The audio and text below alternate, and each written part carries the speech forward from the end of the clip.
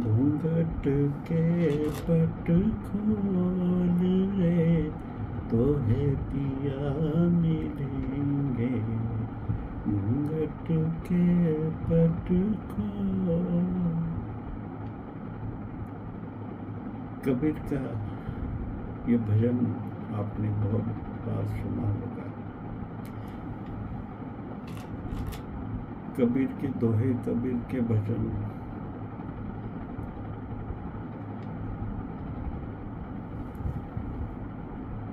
बहुत कम लोग हैं जिनके दिल को नहीं छूते हो। बड़ा प्यारा भजन है, मेरे प्रीतिकर भजनों में से एक है। घूंघट के पट खोल, तो है पिया मिलेंगे। कबीर का ये भजन मेरे प्रीतिकर भजनों में से एक है। घूंघट के पट खोल रे, तो है पिया मिलेंगे। कबीर किस घूंघट की बात कर रहे हैं? अगर तुम्हें परमात्मा रूपी पिया से मिलना है तो पहले घूंघट पट खोलने पड़ेंगे। और ये घूंघट है प्रकृति का, माया का। आई बात समझ में। पहले पिया से मिलने की चाहत चाहिए, इसलिए जिसको पिया से मिलने की चाहत ही नहीं जन्मी है, ये भजन उन लोगों के लिए नहीं है जिनकी चाहत गहरी हो रही है और जो पिया दर्शन के लिए बेकरार हो रहे हैं।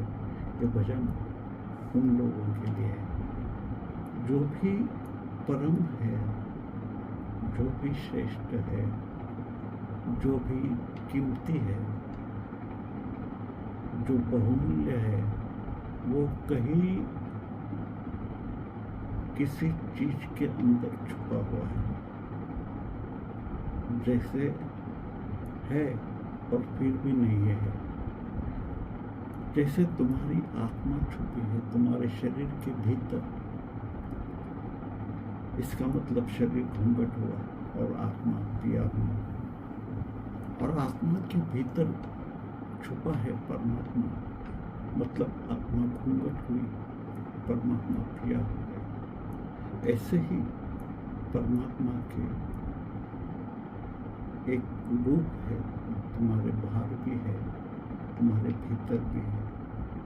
तुम्हारे बाहर है जिसको तुम प्रकृति कहते हो, निसर्ग कहते हो, उसके भीतर परमात्मा छुपा हुआ है।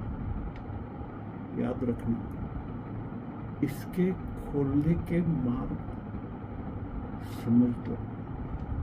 इसके खोलने का अर्थ तोड़ना नहीं है।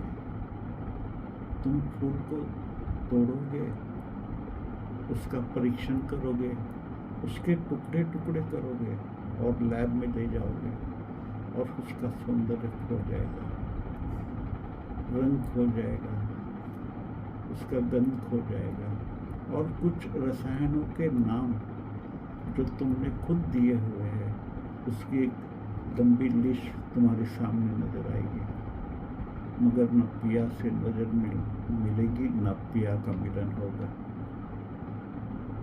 विज्ञान इसी भांति घूंघट खोलने की चेष्टा करता रहता है। कबीर खोलने के लिए कह रहे हैं, मगर वो प्रेम की परिभाषा है। प्रेम से उस फूल को देखते जाओ, देखते जाओ। फूल के माध्यम से जिस अदृश्य परमात्मा ने घूंघट ओढ़ रखा है, वो खुद अपना घूंघट खोल देगा और तुम्हारा पिया से मिलना हो जाएगा।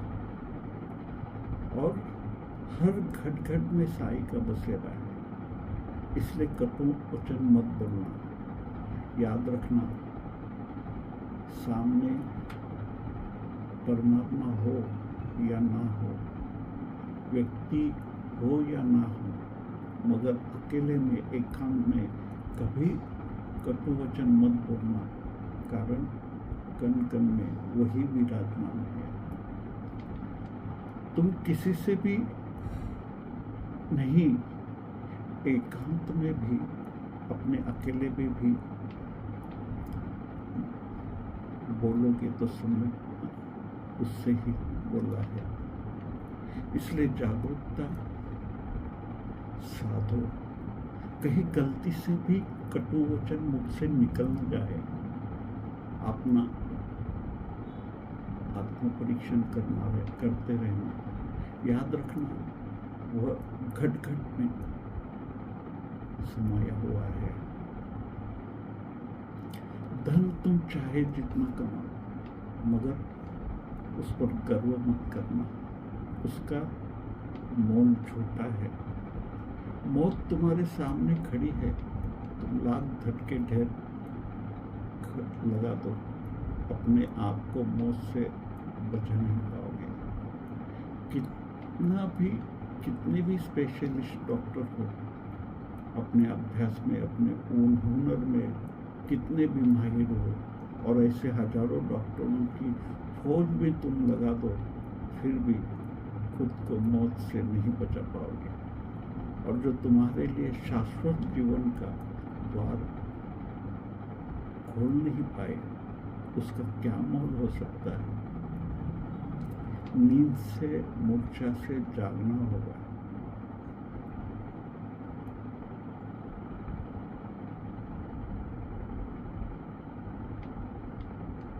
जाग यतन से रंग महल में, और यतन से, प्रयास से, चेष्टा से, परिश्रम से जागना होगा। तुम मीठे मीठे सुखद सपनों में खो जाते हो, इसलिए कभी दुख के, पीड़ा के स्वप्न जरूरी हो जाते हैं, ताकि तुम जाग जाओ, तुम जाग सको। जागने के लिए प्रयास करना होगा, क्योंकि रंगमहल में खो जाने की संभावना अधिक होती है। जागने पर ही तो पता चलेगा या जो तुमने पाया है, जो तुमको मिला है, वो कितना अनमोल है। एक बात दिल में रखना, केवल सुने मंदिर में दिया जलाकर बात बनने वाली नहीं है। आसन तो लगाया है, और ये डगमगाता रहे तो उस आसन का क्या लाभ है। कुछ लोग हैं जो यम नियम आसन सब संभालते कि चेष्टा में लगे हैं। उनको लगता है ये सब साथ लिया तो आसन भी सज जाएगा, आसन भी साथ लिया जा सकता है। मगर अगर मन का आसन डोलता रहेगा तो और किसी भी आसन को साथ कर कुछ मिलने वाला नहीं है। तुम अपने अंतस की चिंता करो, चरित्र को सुधारने में मत लग जाना। केवल चरित्र सुधार कर तुम्हारा अंतस नहीं बदलने वाला। अगर तुम चाहते हो कि आसन डोले नहीं, तो अंतस के आसन को साधो। केवल बाहर कपड़े शुभ्र धवल पहनकर मन में काला कपट मैल पाल कर रखोगे तो काली के सिवा और क्या पा सकते हो। कबीर कहते हैं और आपसे अनुरोध भी करते हैं कि मैं कह रहा हूँ, सुनो। अनहद बाजे डोर एक संगीत है शाश्वत का। अगर तुम उस संगीत को सुनोगे तो धीरे धीरे शाश्वत से परिचित होते जाओगे। और ये शाश्वत का ढोल बज रहा है, निरंतर अनरहिश बज रहा है। उसी अनहद ढोल को बुद्ध धर्म कहते हैं, मोहम्मद अल्लाह कहते हैं, कृष्ण धर्म कहते हैं, ऋषि ओंकार कहते हैं। ये ओंकार का संगीत भी सुनते रहोगे तो प्रकृति का घूंघट अपने आप हट जाएगा और पिया का दरस हो जाएगा, शाश्वत का मिलना हो जाएगा। मुझे पूरा यकीन है एक एक साधक घूंघट को उठाए चला जा रहा है। मैं भी तुमको आश्वस्त करता हूँ, तुम्हें पिया मिलेंगे। धन्यवाद।